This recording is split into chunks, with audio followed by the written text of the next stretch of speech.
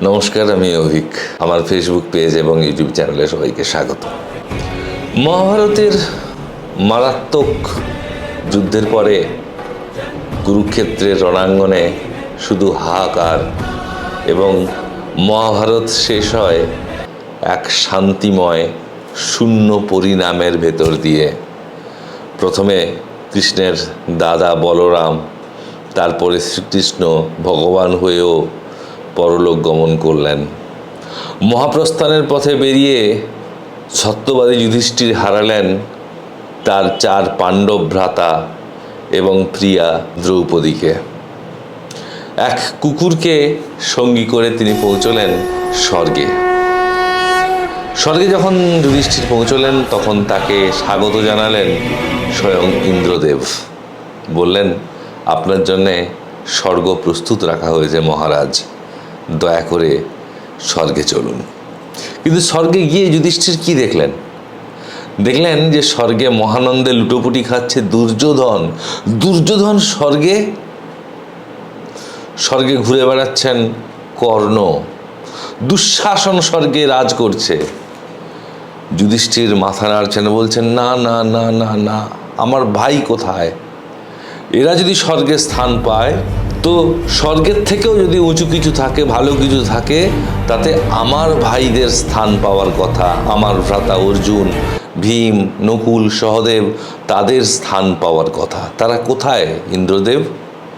ইন্দ্র বললেন, তাদেরকে দেখবেন? যুধিষ্ঠির বললেন, অবশ্যই। ইন্দ্র বললেন, মনকে শক্ত করুন, কিন্তু আপনাকে এক ভয়ঙ্কর মারাত্মক বাস্তবের মুখোমুখি হতে হবে।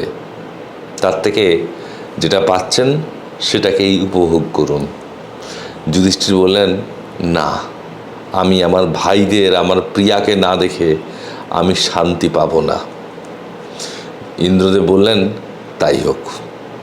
এরপরে এক সংকীর্ণ অন্ধকার প্রতিগন্ধময় গলির ভেতর দিয়ে, চারিদিকে হাহাকার চিৎকারের ভেতর দিয়ে এক অন্ধকার রাজ্যে হাজির হলেন যুধিষ্ঠির। তাকে পথ দেখিয়ে নিয়ে গেল যমরাজ স্বয়ং। এবং সেখানে তিনি দেখলেন সেই ভয়ঙ্কর চিৎকার এবং অগ্নিকুণ্ডের মধ্যে শাস্তি পাচ্ছে তার ভ্রাতারা নকুল, সহদেব, ভীম, অর্জুন এবং তার প্রাণপ্রিয় পাঞ্চালী। এরপর যমরাজ তাড়া দিলেন যুধিষ্ঠিরকে। বললেন, মহারাজ, আপনি সত্যবাদী, এ স্থান আপনার জন্য নয়। যা দেখার দেখে নিয়েছেন। আপনার জন্য তো অনন্ত সুখভোগ রয়েছে, স্বর্গ রয়েছে। আপনি কেন নরকে বসে আছেন? আপনার ভাইয়েরা তারা তাদের কর্মফল ভোগ করছে। আপনি কেন এই ঝঞ্ঝাটে জড়াতে যাবেন? চলুন, আপনার জন্য স্বর্গ রয়েছে। যুধিষ্ঠির খানিকক্ষণ ভেবে বললেন যে, না, আমি নরকেই থাকতে চাই, যেখানে আমার ভাই রয়েছে, যেখানে আমার স্ত্রী রয়েছে, যাদের জন্যে এই কুরুক্ষেত্রের যুদ্ধ, যাদের জন্যে 5টা গ্রাম চেয়েছিলাম, সেই ভাইয়েরা থাকবে নরকে, আর আমি একা স্বর্গের সুখভোগ করব। এত স্বার্থপর আমি নই। আমাকে নরকেই জায়গা দিন। আপনি ঠিক বলছেন, যুধিষ্ঠির বললেন। আমি সজ্ঞানে এবং ভেবেচিন্তে ঠিক বলছি। এই নরকই আমার কাছে স্বর্গ। যেখানে আমার ভাই আছে, যেখানে আমার স্ত্রী রয়েছে, সেটাই আমার কাছে স্বর্গ।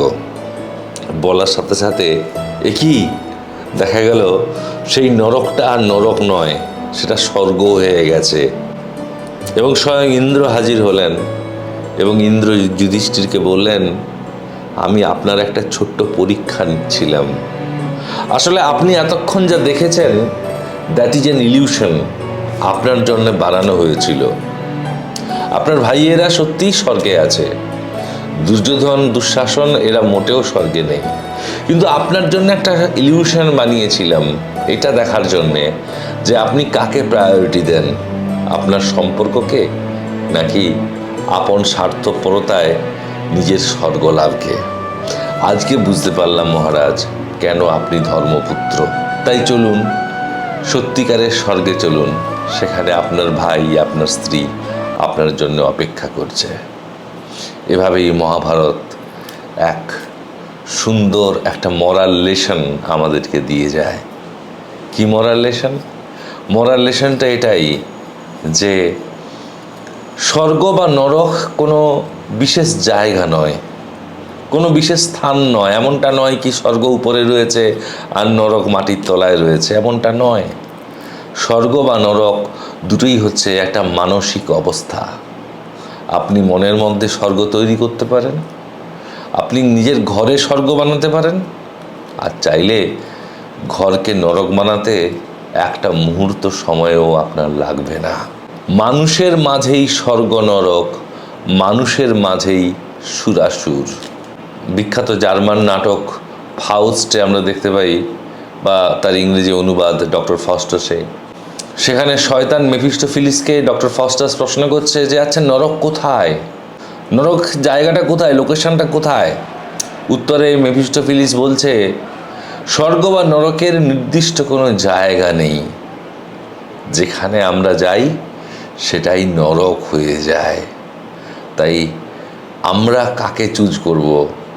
আমরা স্বর্গ তৈরি করব ভালোবাসা দিয়ে, কৃতজ্ঞতা দিয়ে, নাকি স্বার্থপরতা আর হীন মনোবৃত্তি দিয়ে একটা নরক বানাবো নিজের মনের মধ্যে, এবং নিজের জ্বলায় নিজে জ্বলব, নিজের জেলাসির আগুনে নিজে তপ্ত হব, দগ্ধ হব। The choice is ours. আসুন না, চাইলে আমরা স্বর্গ গড়তে পারি। স্বর্গ আমাদের হাতেই রয়েছে, কারণ ঈশ্বর তার নিজের মতো করে মানুষ সৃষ্টি করেছিলেন। মানুষের ক্ষমতা ঈশ্বরের থেকে কম কিছু নয়। আপনি আপনার মনে কাকে স্থান দেবেন তার উপরেই নির্ভর করে আপনি স্বর্গে আছেন না নরকে আছেন। ভালো থাকবেন। পৃথিবীতে থেকেই স্বর্গীয় আনন্দ উপভোগ করুন। নমস্কার।